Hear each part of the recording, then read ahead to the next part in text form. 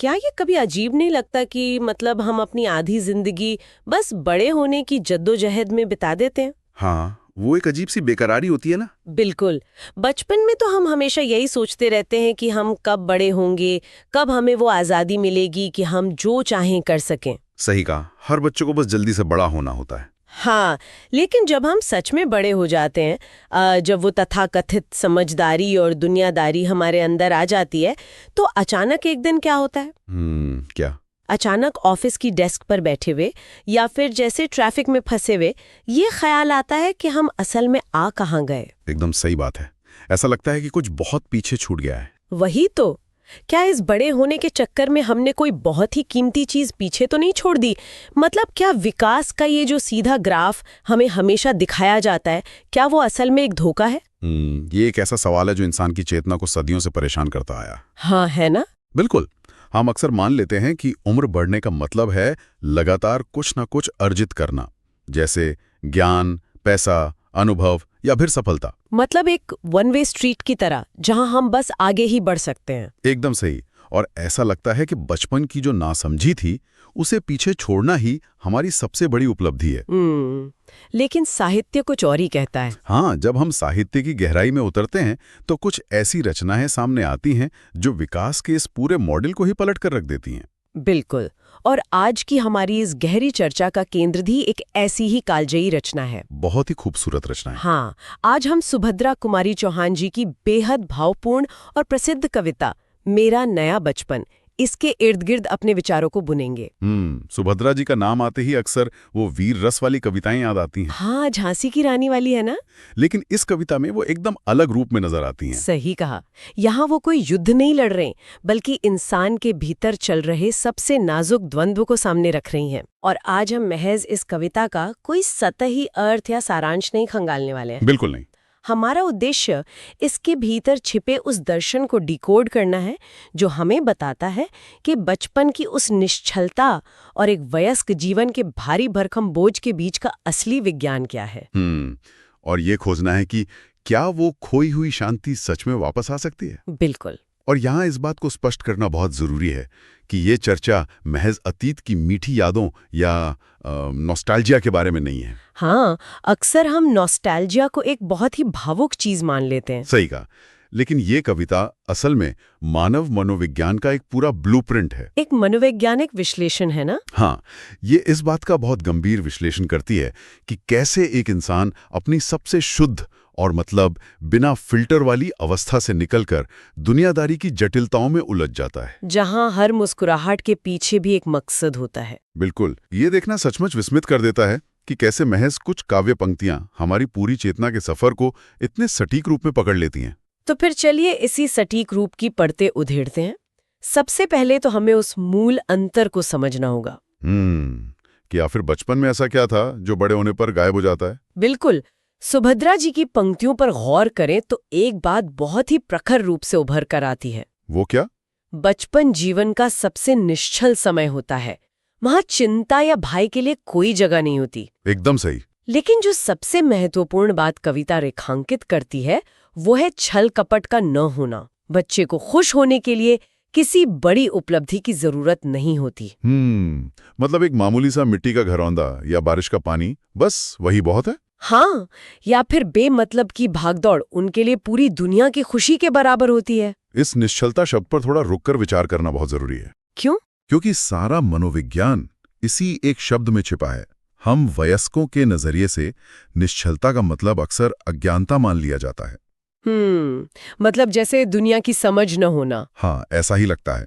लेकिन असल में ये जीवन को बिना किसी पूर्वाग्रह, बिना किसी मानसिक बोझ और बिना किसी छिपे हुए इरादे के अनुभव करने की क्षमता है। वाओ, ये तो बहुत गहरी बात है। बिल्कुल। जब कविता ये दर्शाती है कि बच्चे छोटी छोटी बातों में खुशियां ढूंढ लेते हैं, तो ये कोई बचकानी बात नहीं है। ये एक बहुत बड़ी दार्शनिक उपलब्धि है। वयस्क होने के नाते हमारी खुशियां तो बहुत ही सशर्त हो जाती हैं। सही कहा। हम खुद से कहते हैं कि अगर मुझे वो प्रमोशन मिल गया तब मैं खुश होऊंगा, या फिर अगर समाज में मेरा रुतबा बढ़ गया तब मुझे शांति मिलेगी। हाँ, लेकिन बचपन की खुशी बिना किसी शर्त के होती है। उसका बाहर की दुनिया से कोई लेना देना नहीं होता। चलिए इसे थोड़ा विस्तार से समझते हैं। इस बिना शर्त वाली बात से मुझे एक बहुत ही आधुनिक सी तुलना याद आ रही है। अच्छा, क्या तुलना है? क्या हम बचपन को किसी डिजिटल सर्विस के फ्री ट्रायल की तरह देख सकते हैं? Free trial? ये दिलचस्प है। जरा सोचिए, एक फ्री ट्रायल में आपको सब कुछ बिना किसी शर्त के मिलता है।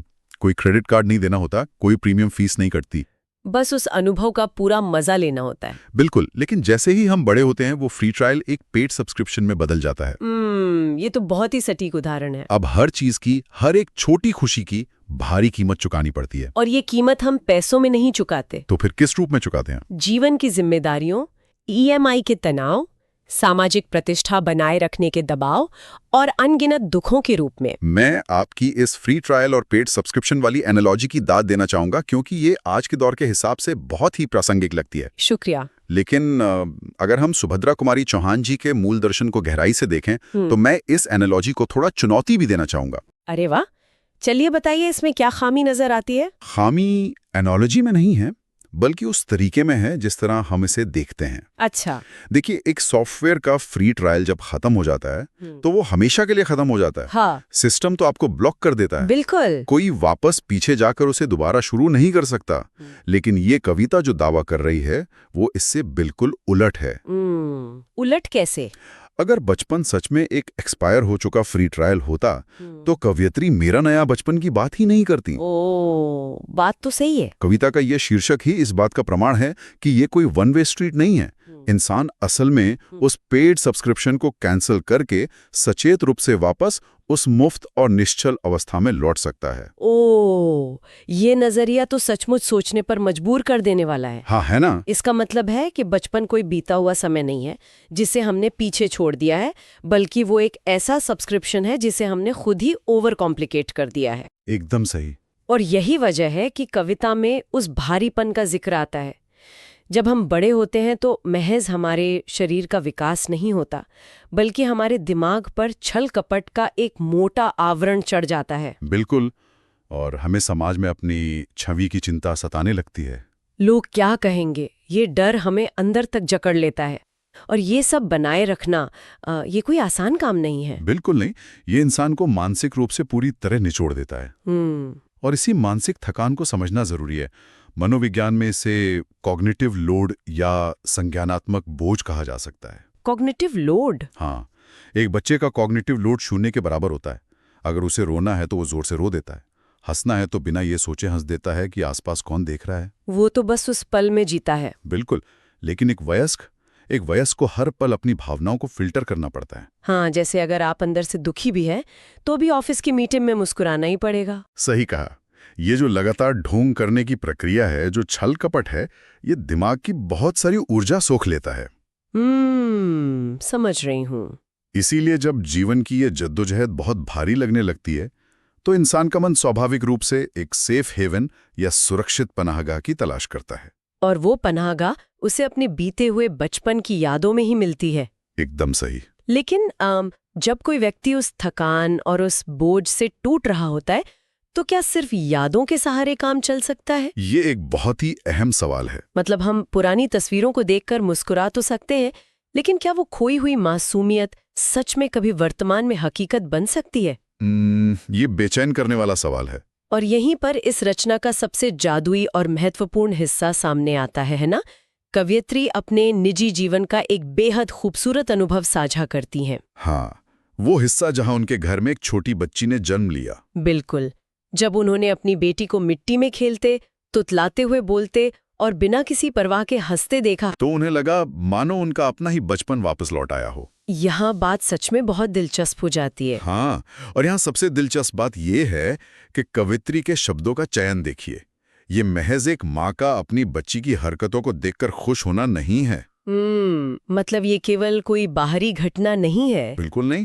जब वे कहती हैं कि मेरा बचपन लौट आया तो ये एक बहुत ही गहरा मनोवैज्ञानिक बदलाव है। एक बदलाव? कैसे? उस बच्ची की भोली भाली हरकतों और उसकी निश्चल हंसी में एक उत्प्रेरक, मतलब एक कैटलिस्ट का काम किया है। अच्छा, एक कैटलिस्ट। हाँ। उस बच्ची ने कवित्री के भीतर की उस सूखी हुई जमीन पर पानी डालने का काम किया जहां कभी उनका अपना बचपन बसता था। रुकिए एक मिनट, ये बात सच में दिमाग के तार झंझना देने वाली है। कैसे? आप ये कह रहे हैं कि वो बचपन उस बच्ची के साथ बाहर से नहीं आया था, बल्कि वो तो हमेशा से